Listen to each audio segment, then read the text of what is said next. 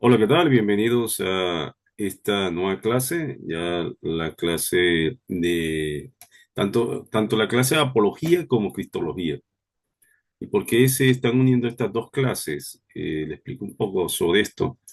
Porque hay temas que son similares. Entonces, como son similares, entonces las dos asignaturas se unen.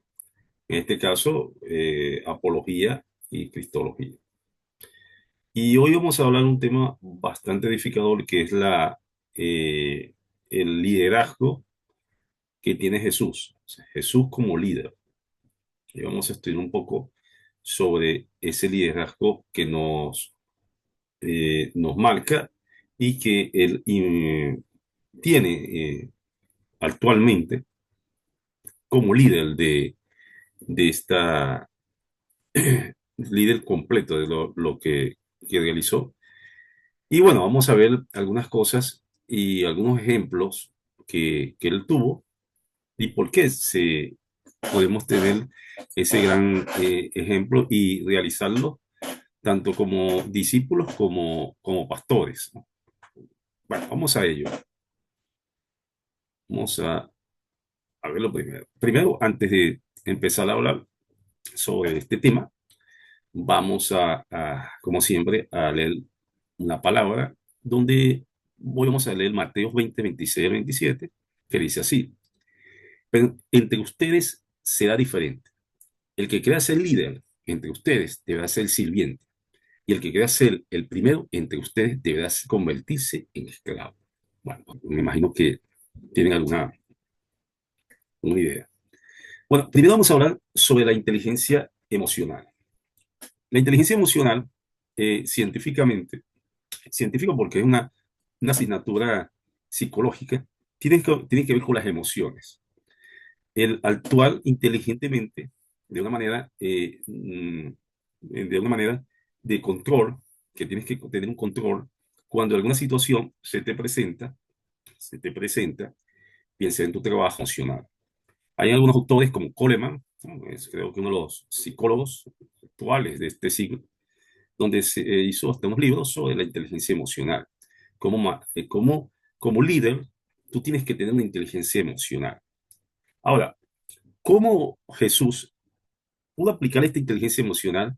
¿Cómo no? Desde en qué momento él aplicó esta inteligencia y en cómo lo hizo. Bueno, vamos a ir a Marcos, que no lo coloqué, Marcos 14, del 32 al 52. Bueno, al 42, vamos al 42 para ser más preciso, donde habla sobre Jesús ora en Getsemaní. Voy a leerlo y ya vamos a comentarlo. Vinieron pues a un lugar que se llama Getsemaní y dijo a sus discípulos: sentaos aquí, entre tanto que yo oro. Y tomó consigo a Pedro, a Jacobo, perdón, y a Juan. Y comenzó a estristecerse y a angustiarse. Y le dijo: hasta la muerte, quedaos aquí y velad. Se lo dijo a Pedro, Jacob y Juan. Se fueron con Jacobo. Dije Jacobo, ya estaba pensando en el Antiguo Testamento. Pero Jacobo, él se fue, lo dejó a los tres y oró que si fuera posible, pasase de él aquella hora. Y decía: Abán, Padre, las cosas son posibles para ti. Apartado de mí esta copa más. No yo lo que yo quiera, sino lo que tú quieras. Vino luego y los halló durmiendo.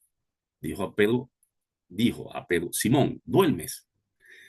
¿No has podido velar una hora? Tres en tentación. El espíritu a la verdad está dispuesto, pero la carne es débil. Otra vez se fue y oró, diciendo que las mismas. Al volver otra vez, los halló durmiendo, porque los ojos de ellos estaban cargados de sueño y no sabían qué responderle. Cuando vino la tercera vez, le dijo: dormid ya y descansad. Basta, la hora ha venido. He aquí, el Hijo del Hombre, de aquí se acerca el que me entrega.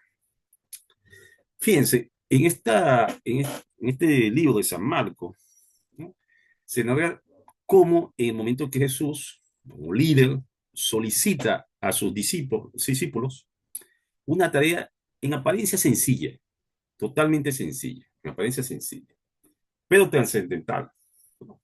consiste en velar y orar, ya que él sabía que sería tomado preso de manera obviamente injusta, ¿no? Y que puede causar en algunos sentimientos de tristeza y estrés, pero al ver que lo encomendado a sus discípulos murieron 2 veces, le encomendó cercanos a ellos, por decir, no fueron cumplidos, en ninguna manera él aparece desesperado que desencadena una acción impropia con insultos, gritos, descalificaciones, entre otras. No, con humildad en quienes lo acompañan. En ese caso, lo estaba acompañando Pablo, ya lo ven, lo estaba acompañando Pedro, Jacobo y Juan. Él asume eso, ¿no? Y bueno, le expresa que en la oración es una herramienta eficaz, ¿sí? De una manera contraria a lo que pronto habría de vivir, que iba a ser traicionado, mm, iba a ser traicionado en ese momento. Ahora, esta situación realmente nos permite comprender un poco lo que es la inteligencia emocional, ¿no? Es un rol, implica tener un conocimiento profundo de nuestras emociones, fortalecer, fortaleza, perdón, debilidades, necesidades e impulsos. Y eso lo han estudiado y lo han científicos, los psicólogos de ahora, como es Coleman, ¿no? Que fue uno de los Campbell también fue uno de los psicólogos que pusieron esta teoría, ¿no? Y Jesús en sí nos da ejemplo de cómo utilizar las emociones de manera positiva, de autoconciencia, para no caer en esas tentaciones o esa furia o X, sino un autocontrol. Y viendo que es una persona que se conoce a sí mismo. Entonces, Jesús, en este pasaje, nos demuestra que se nos presenta, bien sea como pastores, cuando se nos presenta alguna situación con nuestra comunidad, nuestros allegados, y ellos nos cumplen por cualquier situación que se les puede presentar. Nosotros tenemos que ver este ejemplo de Jesús, donde Él controla sus emociones, allegados totalmente a Él, y sabiéndolo controlar. Debemos también ser pacientes con aquellos que no están dentro de la congregación, están fuera, y no podemos atacarlos como cuando no somos pastores, como somos discípulos, somos siervos, y vamos a enfrentar, a buscar siervos. No podemos enfrentarlos, no podemos acusarlos, no podemos que, así nos pase cualquier situación en la calle o en cualquier sitio, tenemos que tener autocontrol, tenemos que tener inteligencia emocional, controlar las emociones. Si conseguimos un culto que sea una asignatura bastante interesante, la cual era la defensa de la palabra, cómo defender la palabra. Y hablamos sobre este asunto cuando conseguimos cultos, empezamos a hablar de los cultos como los testigos de Jehová, donde son cultos falsos, pero no podemos, tenemos inteligencia emocional y ver la parte humana de la persona y no atacarlo, no utilizar la palabra como simplemente contienda. Bueno, seguimos viendo cómo Jesús me enseña sobre el liderazgo y vemos cuáles son las características principales del líder. Bueno, vamos a irnos a Juan, voy a buscarlo aquí. Vamos a irnos a Juan 13:4, que dice: se levantó de la cena y se quitó sus mantos y tomando una toalla, se le brilló. Un brillo es como una bandeja, algo. Y comenzó a lavar los pies de los discípulos y enjuagarlos con la toalla con que estaba ceñido. Entonces vino Simón, Pedro, y Pedro le dijo: Señor, tú me lavas los pies, respondió Jesús. Y le dijo: lo que yo hago, tú no lo comprendes ahora, mas lo que entenderás después. Jesús le respondió: si no te lavaré, no tendrás parte conmigo. Le dijo Simón Pedro: Señor, no solo mis pies, sino el que está lavando no necesita sino lavarse los pies, pues todo limpio, y vosotros limpios estáis, aunque no todo. Fíjense lo siguiente, aquí en Juan 13:4 al 10, 13:4 al 10, eh, Jesús en sí nos da una característica principal como líder, ¿no? queda su gran, y es su gran humanidad. Perdón, humildad. No humildad, nada. Humildad. Humildad. ¿Y qué se entiende con humildad? Humildad, un concepto básico. La humildad es como, o sea, se entiende la humildad como ese conocimiento de las propias limitaciones, debilidades y habilidades. Ahora, en Cristo, el líder, el maestro, lava los pies de los discípulos.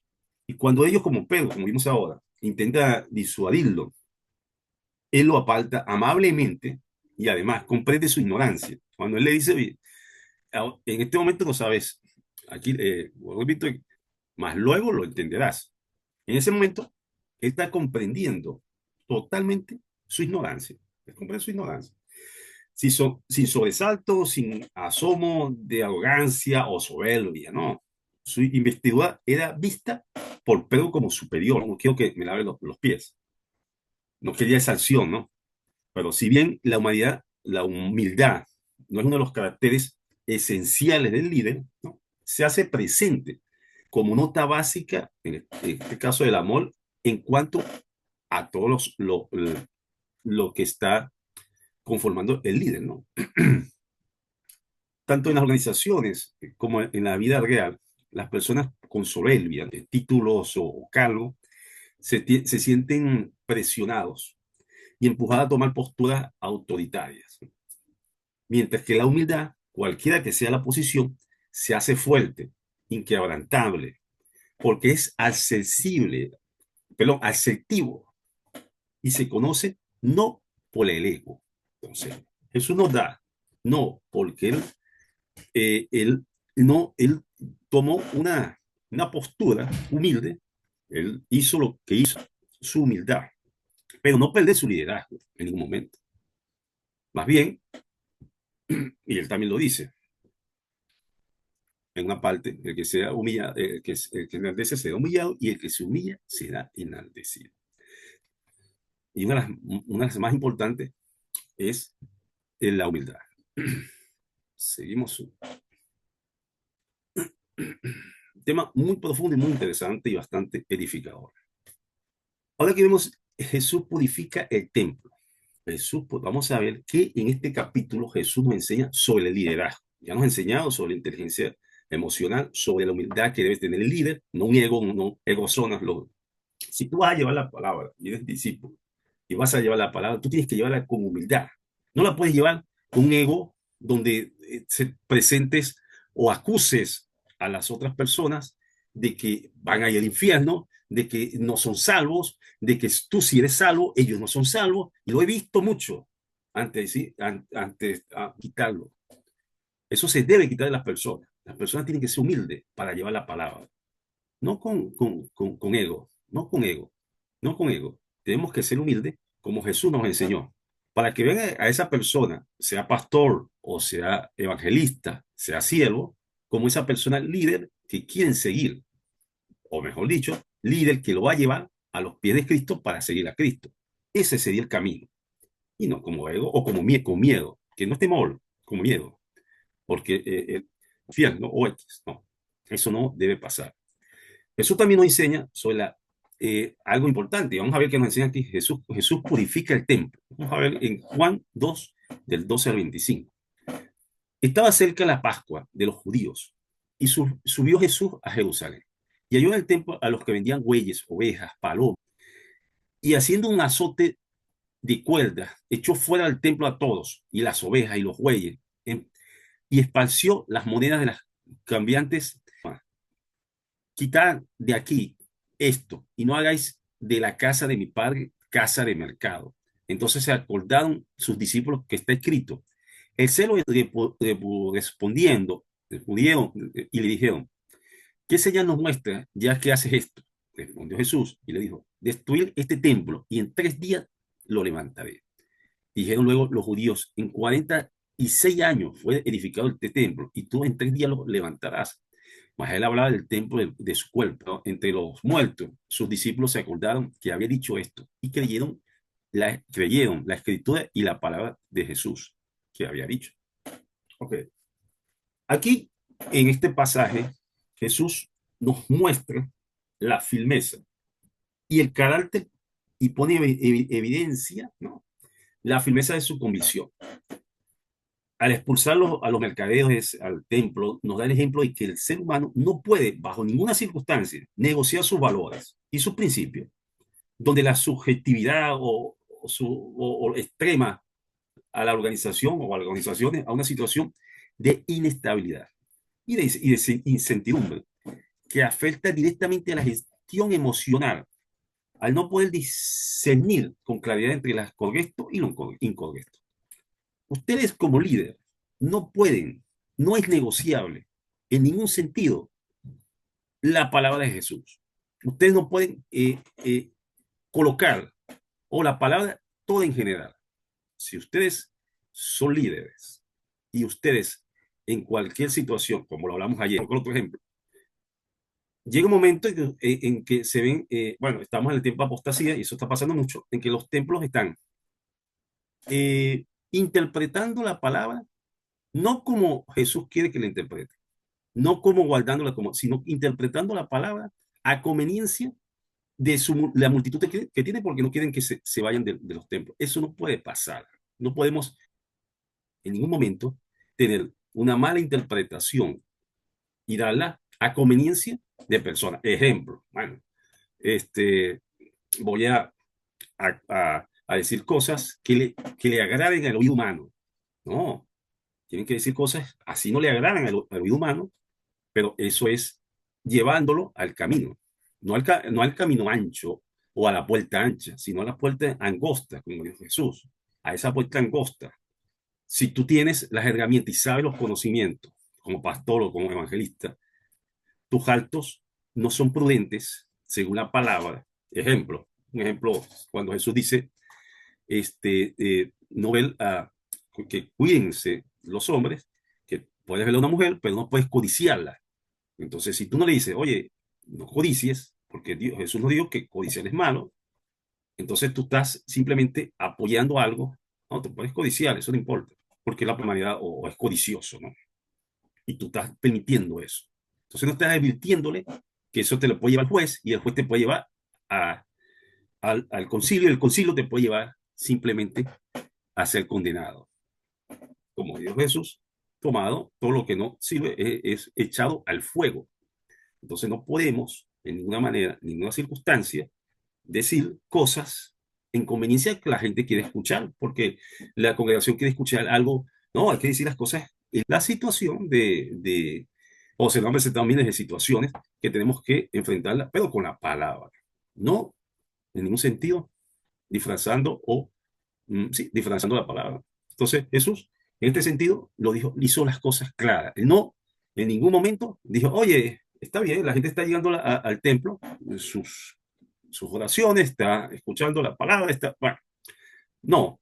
Él dijo, esto no debe ser así. Ustedes deben de quitar esto, tomó un látigo y echó todas las personas, porque ese es casa de oración, es casa de mi padre.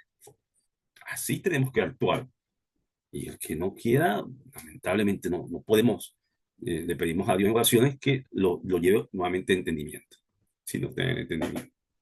Excelente la enseñanza que nos enseña Jesús sobre el liderazgo y caso nosotros defendemos el cristianismo. El aporte de la figura de Jesús como líder en la gerencia del mundo actual. Fíjense, Jesús preparó a 12 hombres que influyeron en el mundo. Al hacerlo les enseñó a reconocer sus propias debilidades humanas. A esa lucha le enseñó, dirigió. Jesús hizo un gran aporte a la gerencia actual, moderna, con sus actuaciones, características, acciones, actitudes, inteligencias emocionales, habilidades de negocio y su ejecutoria, el relato de todas las vidas públicas. Y esto hizo, y estamos hablando del mundo actual, esas enseñanzas que Jesús dejó, hace que muchos líderes puedan lograr sus objetivos. Ahora, llevándolo, estamos hablando de eso en la parte actual de religioso. El líder que dirige, en este caso, un templo como los pastores, o el líder que va a la calle como un discípulo, o un siervo, un evangelista, a llevar como líder la palabra. Jesús hizo un aporte enorme con cada una de las enseñanzas que nos dejó para hacer un lineamiento y ver nuestras debilidades, nuestras fortalezas y mediante su palabra. Entonces, ¿qué guía tenemos como líder? La guía la tenemos en ejemplos, como Jesús fue líder y es líder, y cada una de las cosas, acciones que tomó en un momento determinado para demostrar su liderazgo, sin perder la humildad, esa inteligencia emocional que debemos dominarlo como líder. Bueno, vamos a dejar, espero que esta clase sea de edificación para todos, vamos a dejar la clase donde el punto no la tenemos. Y bueno, recuerden que esta clase es para las dos asignaturas, tanto para cristología como apología del segundo semestre. Y bueno, nos vemos en la próxima clase. Chao, chao. Hasta luego.